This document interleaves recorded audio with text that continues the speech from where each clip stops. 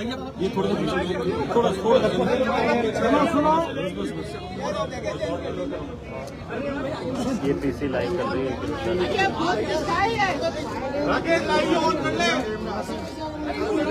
मैं उनको एमसीआर को बोलूँ ना ये पता नहीं मुद्दा क्या है, मोबाइल पीछे नरेंद्र मोदी वाला जो छात्रों से कह रहा है मैंने आप पे कोई कार्रवाई की।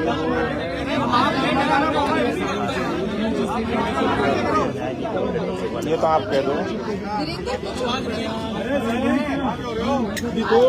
शुरू करें। मोबाइल पीछे कर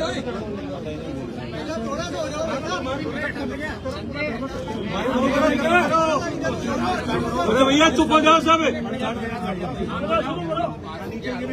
अच्छा प्रधानमंत्री जी को सुनो एक बात। प्रधानमंत्री जी को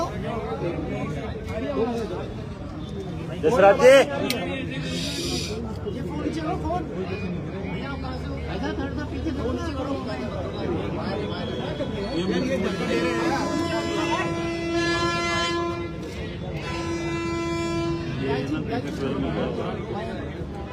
टीवी 12 मिल रहा है।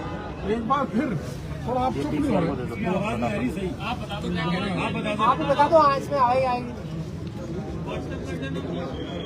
पीसीआर को रूट करो फटाफट। अरे वीरेंद्र लिख लेना। स्पीकर लेके आते हैं।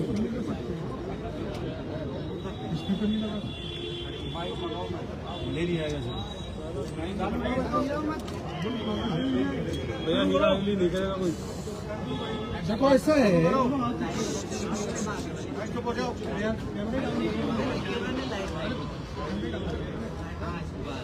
मंत्री तुम तो आगे आ जाओ थोड़ा सा। बोल रहा हूँ बोलना शुरू किया।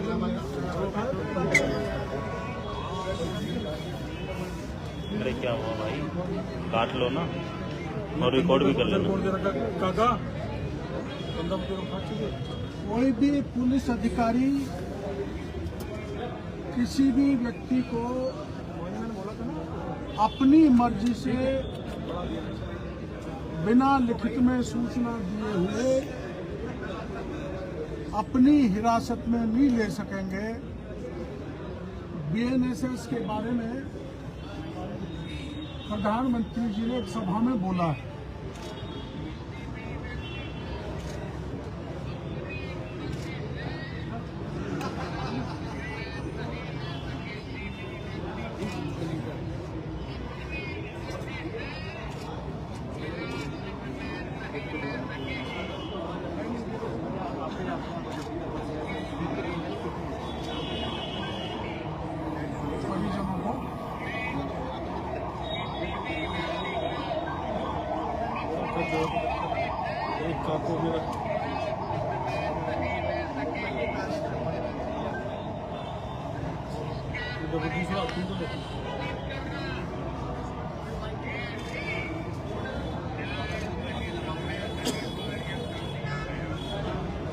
न्याय संहिता में अनिवार्य है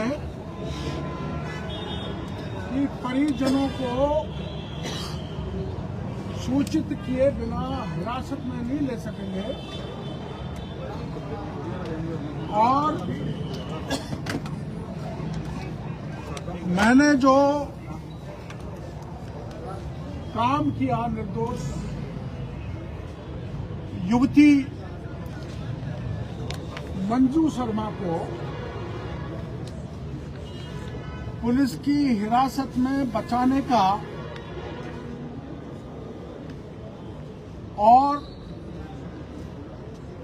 रात में आधी रात पर उस युवती को उठाने के कारण आपको पता लग गया होगा कि उसकी दादी माँ दहशत में चली गई, जिसके कारण आज उसकी मौत हो गई। और उस मामले को लेकर मेरे खिलाफ ये प्रकरण दर्ज किया गया है महेश नगर थाने में। राजनीतिक मुद्दों को लेकर, जनता जनार्दन के हित के मुद्दों को लेकर मेरे खिलाफ 40 वर्ष से मुकदमे दर्ज हो रहे हैं। उस श्रृंखला में ये मामला और जुड़ गया और महज इसलिए कि एक युवती मंजू शर्मा और एक महिला अनीता गुजर, जिनको रात में कविता शर्मा उठाने गई थी, उनकी सूचना मुझे मिली। मैंने पुलिस कमिश्नर जयपुर को निवेदन किया, डीसीपी को कहा, क्योंकि वो महिला है, तेजस्विनी गौतम, ये कार्रवाई रात को मत करो, इनके खिलाफ कोई प्रकरण नहीं है। लेकिन वो रुकी नहीं तो मेरे को मौके पर जाना पड़ा। उसके लिए मैं माफी चाहता हूं कि मेरे को मौके पर नहीं जाना चाहिए। लेकिन ये जो बीएनएसएस है, इस बीएनएसएस में भारतीय नागरिक सुरक्षा संहिता की धारा 40 में लिखा है, 40(1) कि कोई भी प्राइवेट व्यक्ति किसी ऐसे व्यक्ति को जो उसकी उपस्थिति में नॉन बेलेबल कॉग्निजेबल ऑफेंस हो रहा है तो उसे रोक सकता है, उसे बचा सकता है, उसकी मदद कर सकता है। इस प्रावधान के कारण मैंने उस मंजू शर्मा और अनीता गुजर की मदद की। अब ये हमारी जो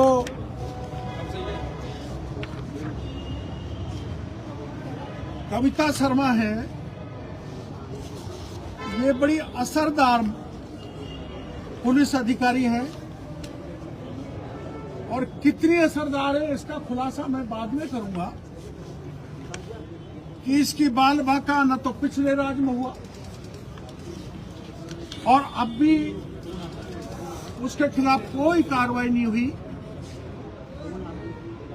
इसके खिलाफ एक प्रकरण दर्ज हुआ 2017 में, आपकी जानकारी में होगा, 525 एफआईआर नंबर 525/2017, धारा 420, 467, 468, 471, 120B आईपीसी, थाना झूठवाड़ा। एक मुंद्रा परिवार की महिला थी, 70 साल की, उसने शिकायत की, इसकी जांच हुई, चार्जशीट कोर्ट में पेश होने से पहले डीजी ने रोक दी। लेकिन मैं उसके कंटेंट्स आपको प्लॉट में बताना चाहता हूं, ज्यादा लंबा नहीं हो।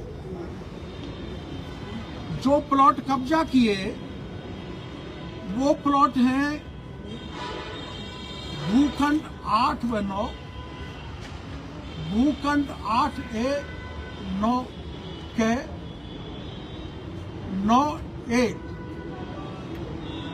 प्लाटों के आवंटन में 15/12/1982 को कविता शर्मा के पति का नाम चंद्रशेखर शर्मा, इसकी बहन पुनीता व्यास के पति का नाम चंद्रशेखर व्यास, तीसरी बहन सुचिता शर्मा के पति का नाम रामनारायण शर्मा अंकित किया हुआ है।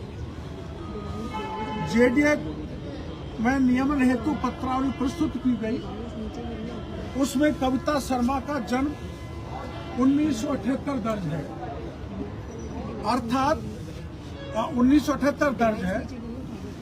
सुचिता शर्मा का जन्म 1/1/2002 को दर्ज है। पुनीता व्यास का जन्म 1980 में दर्ज है, अर्थात 1982 में कविता की उम्र 4 साल की थी। चार्जशीट में है ये। अर्थात कविता शर्मा की 1982 में कविता शर्मा की उम्र 4 साल थी, सुचिता की 9 साल थी, पुनीता की 2 साल थी। ऐसी सूरत में 1982 में उक्त सभी का विवाह संपन्न हो जाना संभव नहीं था। 4 साल की उम्र, एक 2 साल की, एक 9 साल की। लेकिन डॉक्यूमेंट में ये लिखा हुआ है ऐसी सूरत में शादी संभव नहीं थी। न्यायालय में इन्होंने जवाब दिया है, कविता ने, कि जवाब में उन्होंने कहा है कि उक्त का बचपन में ही सगाई तय कर दी गई थी।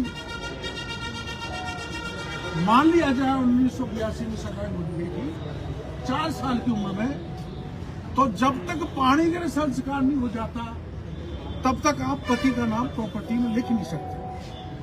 इसलिए इन तीनों बहनों ने अपने पति के नाम दर्ज करा रखे हैं और चार्जशीट में स्पष्ट लिखा है कि ये बैक डेट में फर्जी आवंटन कविता शर्मा के द्वारा आवंटन पत्र जारी करवाया।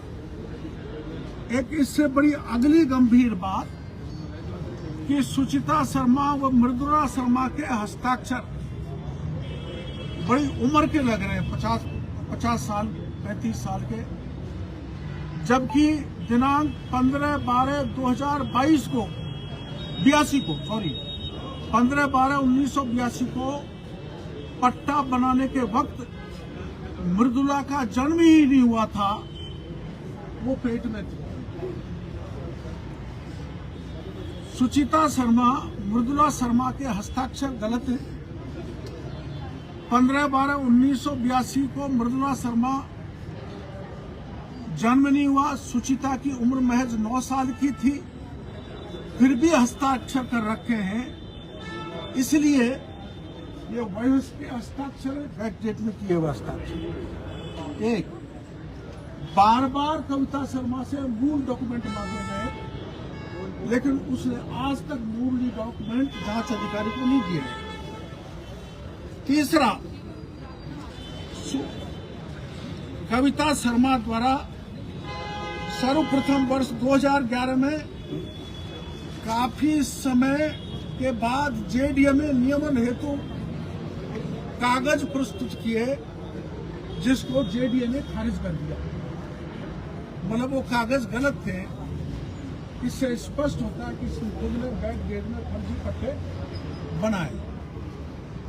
एक अत्यंत महत्वपूर्ण बात कि चार्जशीट में लिखा है अनुसंधान अधिकारी ने कि श्री जुगल किशोर शर्मा के विरुद्ध ये धारा 420 और कविता शर्मा के विरुद्ध धारा 447 120 भी सहपठित धारा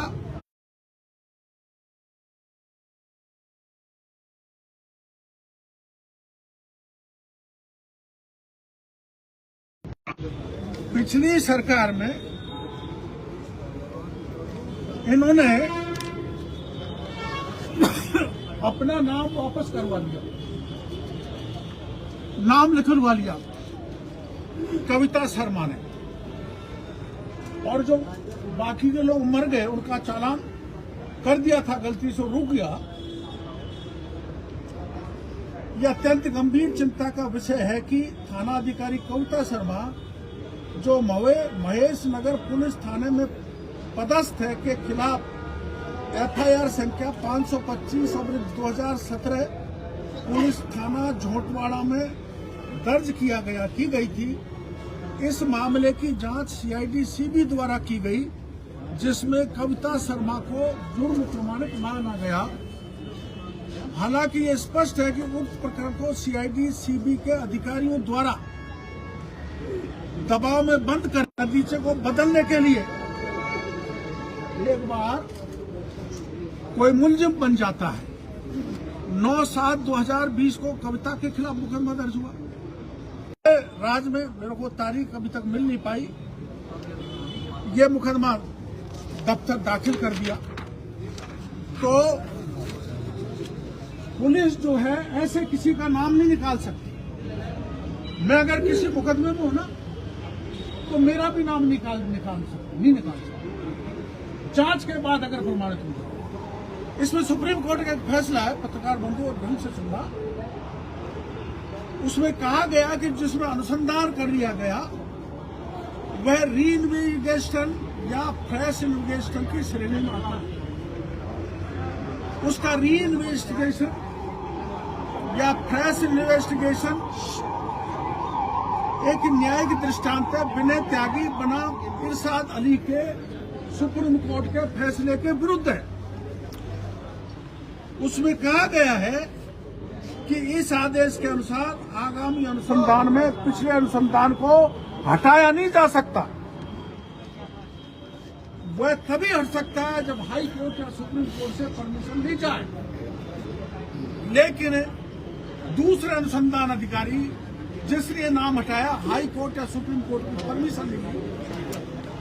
ये सुप्रीम कोर्ट का फैसला है, मैं आपको दे दूंगा।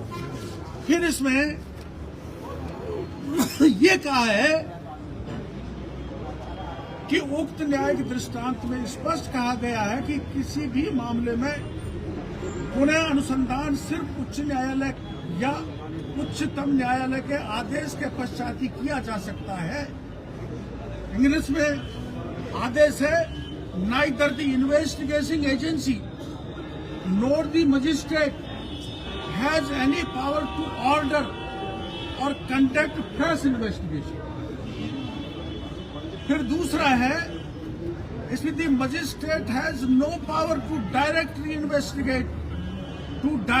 इन्वेस्टिगेशन और fresh investigation in the case initiated on the basis of the police report.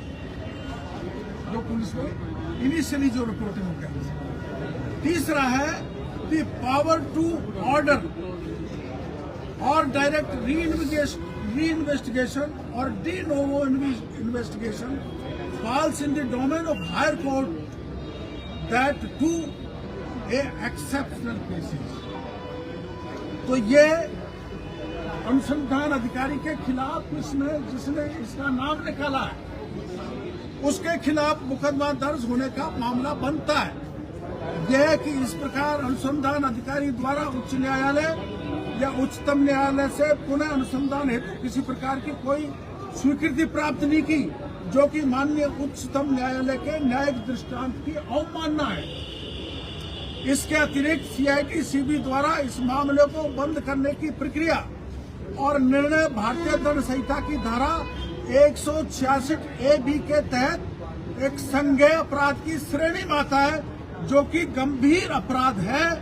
धारा 160A ये कहता है, 160A लोक सेवक जो विधि को अधीन निर्देश की अवज्ञा करता है, जो कोई लोक सेवक होते हुए किसी ऐसे रीति को जिससे वो ऐसा अन्वेषण करेगा नियम करने वाली विधि के किसी अन्य निर्देश की किसी व्यक्ति पर प्रतिकूल प्रभाव डालने के लिए जानते हुए अवज्ञा करता है, तो उसे 6 माह का कठोर कारावास है उस आयोग को जिसने ये कविता शर्मा का नाम निकालने का कुत्सित प्रयास किया है।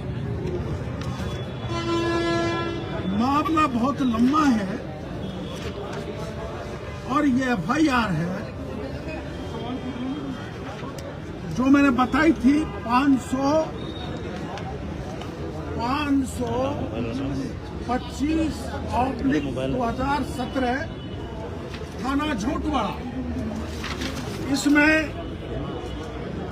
जो मुस्तकिस है झोटवाड़ा की शकुंतला मूदला, उसकी एफआईआर है। और एफआईआर में ये पुलिस ने मिलजुल के एक बहुत बड़े असर में आकर इसके खिलाफ कार्रवाई नहीं की। अब इसके खिलाफ 2 जांच और है। डीसीपी पश्चिम की दूसरी जांच, पहली जांच की डीसीपी पश्चिम ने डीसीपी पश्चिम ने 18/1/2024 को पुलिस आयुक्त को पत्र लिखा है। इसने एफआईआर दर्ज नहीं करने, स्नैचिंग में कार्रवाई नहीं करने, लोगों को दुर्व्यवहार करने और थाना चित्रकूट पर एक उदाहरण दूंगा, 10 पॉइंट पर एक दूंगा क्योंकि मामला लंबा हो जाएगा। थाना चित्रकूट पर ध्यान से सुनना। श्री मुकेश पारीक, शासन उप सचिव गृह सुरक्षा एवं कानून व्यवस्था, राजस्थान सरकार जयपुर द्वारा स्वयं के निवास मकान number E/2/238 Chitrakoot scheme Jaipur में सामान चोरी होने की रिपोर्ट थाना अधिकारी कविता को दिनांक 24/12/2023 को थाने पे प्रस्तुत की थी। डिप्टी सेक्रेटरी होम ने मजबूर में संज्ञेय अपराध का मामला बनता है, परंतु थाना अधिकारी श्रीमती कविता शर्मा ने वो मुकदमा भी दर्ज नहीं किया। डिप्टी सेक्रेटरी होम, ऐसे 10 मामले हैं। इसके आधार पर एक रिपोर्ट डीसीपी ने कमिश्नर को दी, जिसमें उन्होंने कहा है कि आरोपों की गंभीरता एवं लंबित प्राथमिक जांचों को दृष्टिगत रखते हुए श्रीमती कविता शर्मा, पत्नी श्री चंद्रशेखर शर्मा, पुलिस निरीक्षक थाना अधिकारी पुलिस थाना चित्रकूट जयपुर पश्चिम को निलंबित कर इनका मुख्यालय जयपुर आयुक्तालय से बाहर करने की अनुशंसा की जाती है। ये कब का है? 18/1/2024 डीसीपी पश्चिम का पत्र है। और दोबारा वही डीसीपी लिखते हैं 22/1/2024 को कमिश्नर के लिए श्रीमती कविता शर्मा, थानाधिकारी पुलिस थाना चित्रकूट जयपुर को अविलंब स्थानांतरण करके अन्यत्र नॉन फील्ड में पदस्थापित करने के लिए। उसमें 10 प्रकरण है। मामला चैन स्नैचिंग का है, फिर चैन स्नैचिंग का है, फिर बदमाशों का प्राण घातक हमला करने का है। किसी के खिलाफ मुकदमा दर्ज नहीं किया तो उपायुक्त ने अंकित किया है कि थानाधिकारी द्वारा अवकाश का उपयुक्त कारण अंकित करना पुलिस बल की टीम भावना के विपरीत है। अतः श्रीमती कविता शर्मा, पुलिस निरीक्षक थाना अधिकारी पुलिस थाना चित्रकूट को अवलंब स्थानांतरण करके नॉन फील्ड पर पदस्थापित करने का कष्ट करें। ये डीसीपी की कमिश्नर को पत्र है। अब मेरा जहां तक सहायता करने का मामला है वो ये है, मंजू शर्मा और अनिता गुजर, मैंने इसलिए मदद की है कि बीएनएसएस के कानून कहता है, बीएनएसएस का जो भी केंद्र सरकार कानून लाई है कि भारतीय नागरिक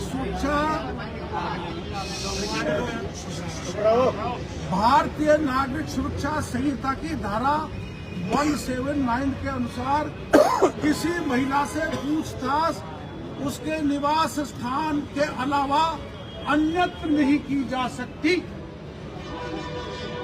और मंजू शर्मा को वहां से करीबन 20 किलोमीटर दूर अपहरण कर गाड़ी में ले जाकर यातनाएं दे रही थी, जो मैंने उनको जाके पकड़ा था।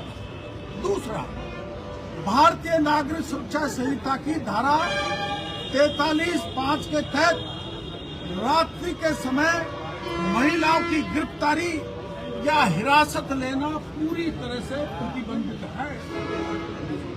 ये हमारा नया कानून जो देश के प्रधानमंत्री ने बनाया है,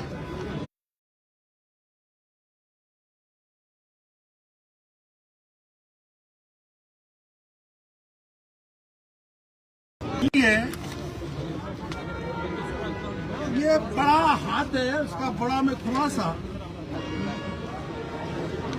एक बार मैं मेरी पार्टी के प्रदेश अध्यक्ष जी से पूछ के आपके समक्ष रखूंगा और मीडिया के जरिए मैं मांग करना चाहूंगा कि मंजू शर्मा की दादी माँ की मौत का कारण ये जो सीआई है, ये जबरन घर में घुसी, उसके माँ बाप ने मना किया। 3 मेल पुलिस वाले थे और जबरन घुसकर उस बच्ची को उठा लाए। उसकी दादी माँ सदमे में गई और मौत हो गई। उसके लिए कविता शर्मा जिम्मेदार है और वो अधिकारी जिम्मेदार हैं जिन्होंने इसको बचाया है। वो अधिकारी जिम्मेदार हैं जिन्होंने कविता शर्मा के खिलाफ सख्ततम कार्रवाई हो। जो अधिकारी इनको बचा रहे हैं पिछले रात से लेकर अब तक, उसकी सरकार गंभीरता से जांच करे और सुप्रीम कोर्ट, हाई कोर्ट के आदेश के अनुसार जिन अधिकारियों ने बचाया है उनके खिलाफ पुख्ता और सख्त कार्रवाई हो। और जो ये मुकदमा है जिसको मैं कोई नाम नहीं निकाल सकते, मैंने सुप्रीम कोर्ट, हाई कोर्ट की रूलिंग दी है, उस मुकदमे में कविता शर्मा की गिरफ्तारी हो जानी चाहिए। ये मैं मीडिया के सामने निवेदन कर रहा हूँ। कल मुख्यमंत्री जी से भी मौका मिला, टाइम मिला तो निवेदन कर दिया हूँ और प्रदेश अध्यक्ष जी से पूछकर कौन किस किस के बड़े हाथ हैं एकदम मैं को उजागर करूं। ये कौन से अधिकारी हैं जिनका नाम आप अभी नहीं बता रहे हैं? कौन जिम्मेदार है अधिकारी? ये तो जांच में है। जांच में जिस अधिकारी ने नाम निकाला है वो जांच में नोट शीट है, वो मैं आपको ये चार्जशीट की कॉपी दे दूंगा। बहुत नाम में जो लिखा है उन्होंने कहा है कि उच्च अधिकारियों के निर्देश पर उन्होंने आपका नाम लिखा और आपके खिलाफ जांच कार्य में बाधा की। उसमें कोई दिक्कत नहीं है। मैंने आपको हवाला दे दिया कि आई कैन गो, मैंने BNSS का हवाला दे दिया। मैं नहीं, आप जा सकते हो, ये जा सकते हैं, आम आदमी जा सकता है। डॉक्टर साहब सरकार तो आपकी है ना, सरकार तो आपकी है। ठीक है, आप सरकार डॉक्टर साहब मैं जा नहीं सकता। नहीं, आप सरकार का अधिकारी सो जाए तो मेरी जिम्मेदारी नहीं था कि किसी को बताऊं। नहीं, इनके कहने का मतलब है आप इसलिए कार्रवाई क्यों नहीं हो रही है? मैं और क्या कहने के लिए आया हूँ आपके पास? कविता शर्मा, मैं क्या कहने के लिए आया हूँ? मैडम से मैं क्या कहने के लिए आया हूँ? आपके लिए यही कहने के लिए आया हूँ। मैं सरकार, मेरे प्रदेश अध्यक्ष से पूछ के आपको बताऊंगा। डॉक्टर साहब, इतने रिकमेंडेशन होने के बावजूद एक अच्छा खाना मिल जाता है गिफ्ट में, इसको किस तरीके से देखें? गलत है, नहीं मिलना चाहिए। उसके खिलाफ सख्त कार्रवाई होनी चाहिए। सरकार मेरी है तो मैं अन्याय सहन कर लूंगा।